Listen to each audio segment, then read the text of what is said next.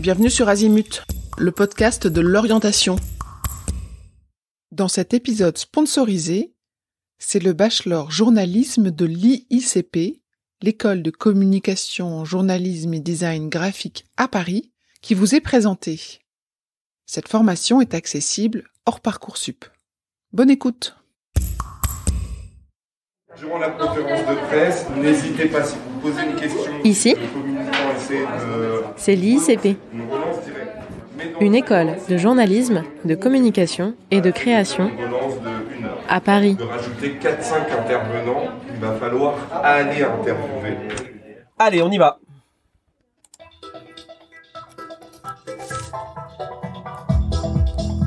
Et eux, ils sont en bachelor de journalisme.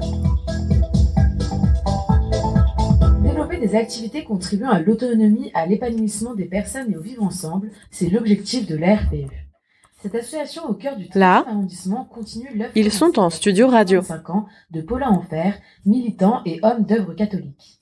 Alors, quel est le travail de cette association ? Alors, je suis Vincent Martin, j'ai 46 ans, je suis journaliste maintenant depuis 25 ans, avec un très fort appétit, une grande passion pour la radio, et j'enseigne le journalisme radio depuis une vingtaine d'années dans différentes écoles, et notamment ici, à l'IICP, dans le 13e arrondissement. Ou culturel, et favorise le mélange des générations.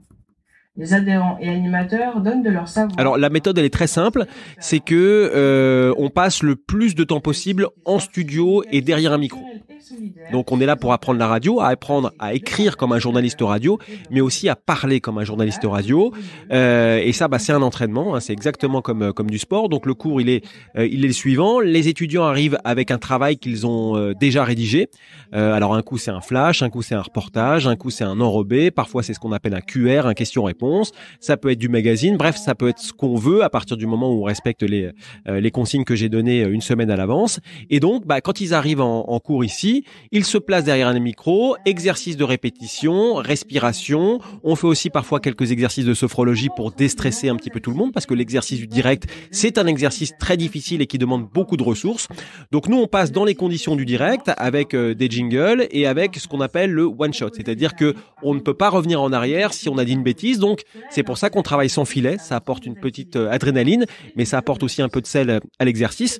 Une fois que tout le monde est passé au micro, on réécoute l'enregistrement de ce qui a été fait, on réécoute en présence de tout le monde. Chacun peut apporter d'ailleurs une réflexion, une remarque ou sa contribution. Et ensuite, je débriefe les étudiants un par un en disant voilà, ça c'était très bien. Là en revanche, il faudrait choisir un autre mot. Là, la phrase est un petit peu trop longue. Il faudrait rajouter cette info-là. Voilà. Et ensuite, je distribue des notes puisque mes étudiants sont notés à chaque cours, ce qui leur permet de voir une évolution dans leur cursus. Qui ne fonctionnent pas comme les autres. Ok, bueno. Ensuite, enrobé.wave, c'est qui ? C'est vous ? Ok, c'est parti. On a innové là sur les jingles ce matin. De la pratique avant tout. C'est notre credo à l'IICP. D'accord, mais vous en tant que journaliste, petit recul, c'est-à-dire que si le mot passager vous paraît chelou, vous le rédigérez pour l'auditeur. Bon, sinon, on a un truc qui est pas mal, mais voilà, du concret, donc pensez à ça pour la semaine prochaine, du concret. Romane, qu'est-ce que vous avez pensé de votre enrobé ? Je me crois à la télé, là, du coup. Là, nos étudiants sont en tournage, sur le terrain, avec des caméras 4K. Comme tu veux. Je m'appelle Odyssée de Rade, j'ai 19 ans et je suis étudiante en journalisme à l'IICP. Du coup, je laisse à 12 DV. Tout ce qui est pratique, j'adore. Il y a beaucoup de montage, beaucoup de reportages à faire, etc. Donc, c'est top. Là, on prend photo. Là, je fais un plan moyen. Il a dit, il faut pas laisser trop la tête. Non, mais regarde. Oui. 3, 4. Les locaux, franchement, ils sont top. Il y a un super studio radio, un super studio télé. Là, c'est bon, il y a des salles avec des ordinateurs. Il y a toute une salle où il y a énormément de matériel. Donc, franchement, les locaux, ils sont top. Là, on va regarder le plan large. Tous les étudiants peuvent emprunter du matériel audiovisuel. Pour des projets professionnels. Trépied très très loin. Comme personnels. Pour vraiment avoir une vision. Caméra, appareil photo, micro. Nous allons regarder ce que ça a donné. Mais je crois Ils peuvent même utiliser les studios télé et radio en fonction de leur projet. Non, mais c'est pas possible. Enchanté, Théo Canadas. En fait, moi, ce qu'il faut savoir, c'est qu'à la base, j'étais dans un autre cursus. J'ai fait 2 ans de psychologie et ça me plaisait pas. Donc j'ai eu le choix entre faire du journalisme, quelque chose d'un peu plus créatif, où il y a plus de recherches et qui peuvent toucher des sujets qui m'intéressent un peu plus, ou une école d'ingénieur son. Et je me suis dit qu'il y avait plus de débouchés en journalisme, donc j'ai choisi. Là, c'est bon, viens voir. Alors j'ai choisi l'ICP. J'ai mis en concurrence plusieurs écoles et l'ICP c'était celle qui me convenait le plus. J'ai fait des portes ouvertes. J'ai vu qu'il y avait pas mal de matos à disposition des étudiants et je savais qu'on allait faire énormément de pratiques. Mais notre école va au-delà de simples cours. Le cursus est accessible en alternance et un stage pratique vient forcément valider ton année. Comme cette étudiante en 2e année de journalisme. Moi, je suis en stage dans une rédaction spécialisée digital et assurance.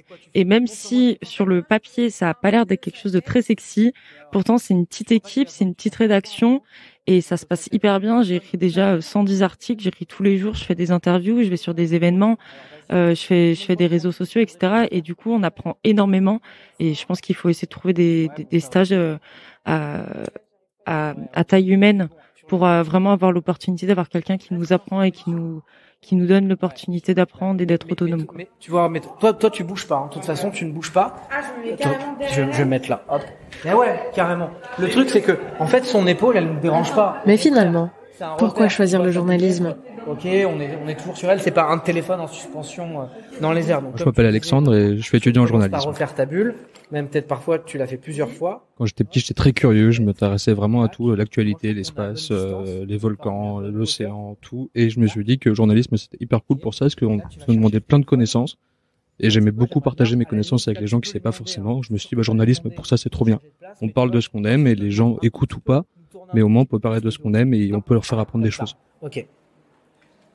Un peu moins, tu peux revenir. Top. Ouais, top. Alors, je me présente, je m'appelle Osman Vanderdeg et je suis journaliste maintenant depuis 10 ans et intervenant aussi à l'ICP où je suis très fier de faire ça. Là, je suis au point le plus près et ça ne marche pas. Déjà, quand on donne des cours de journalisme, il y a une chose qu'on vérifie, qui sont les passionnés. Donc c'est ce trait et ce point commun qu'on peut voir entre certains journalistes. Heureusement, souvent c'est la majorité quand même, ou sinon c'est un peu lié à la com, mais ça reviendra toujours à un moment donné au journalisme. Mais c'est cette passion en fait au métier. Je sais pas si on peut dire passionné une qualité, mais pour moi ça c'est une qualité parce qu'on compte pas ses heures, on a envie d'apprendre et on travaille tout le temps. La curiosité, ça on le dit souvent dans le journalisme. Mais si on n'est pas curieux du monde, de la littérature, de l'histoire, des news, en tout cas de l'actualité, on peut pas faire ce métier. Tu vois qu'il n'y a pas ce que tu m'as montré tout à l'heure, on voyait un bout de sa tête, on voyait un bout de la fenêtre et un téléphone coupé. Là au moins tu fais un choix. Le choix c'est de montrer le téléphone et puis t'en profites. Et dans l'imaginaire, c'est quoi le journalisme ? Claire Chazal présentant le JT ? Des reportages photos époustouflants ? Des témoignages de vie ? Oui, et pas que. Le journalisme, c'est un vaste univers pouvant mêler plusieurs vocations. L'envie d'écrire, de dire sa vérité, l'envie d'exister à plus grande échelle, d'alerter, de vivre pour une passion. Les lecteurs qui sont prêts à mettre le prix pour la qualité. Je suis Jérémy Felkowski, ancien étudiant de l'ICP et aujourd'hui journaliste professionnel. Client qui va payer un abonnement à 8,99 Les par débouchés mois. sont potentiellement très nombreux à la sortie de l'ICP et tout va dépendre de la manière dont on va se saisir du bagage intellectuel et technique qui nous est proposé au sein de l'ICP ainsi que du réseau qu'on va pouvoir développer au sein de l'école. Donc finalement, ces débouchés peuvent être très très très nombreux en termes d'opportunités d'embauche, de création également d'entreprises, puisqu'on a, et j'en suis l'une des preuves, plusieurs personnes qui se sont lancées dans la création d'entreprises. Tout va dépendre finalement de l'étudiant, de l'étudiante et de sa capacité à donner le meilleur de lui-même après l'école. D'annuler ou de refuser une commande si le client dépasse 4 commandes par mois.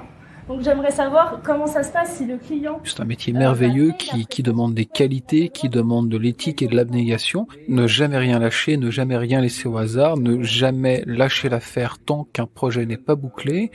Également une part de sérieux, puisqu'il s'agit véritablement de défendre un métier qui est très décrié aujourd'hui, ne nous le cachons pas, et qui mérite en vérité d'être absolument défendu. Et puis à un moment donné, je pense qu'il faut avoir un petit peu de fantaisie, un petit peu de folie dans la tête pour se dire, tiens, je vais lancer un projet qu'on ne m'a pas demandé, mais qui pourrait un jour révolutionner ma vie et me permettre d'avancer différemment. L'entreprise, elle est censée faire des livraisons à peu près toutes les 24 heures. Et surtout, ne rien lâcher. Il ne peut pas y avoir une question de stockage qui est mise en jeu, sachant qu'ils ont un loco et que les livraisons sont livrées en... Cet épisode est terminé. À bientôt sur Azimut.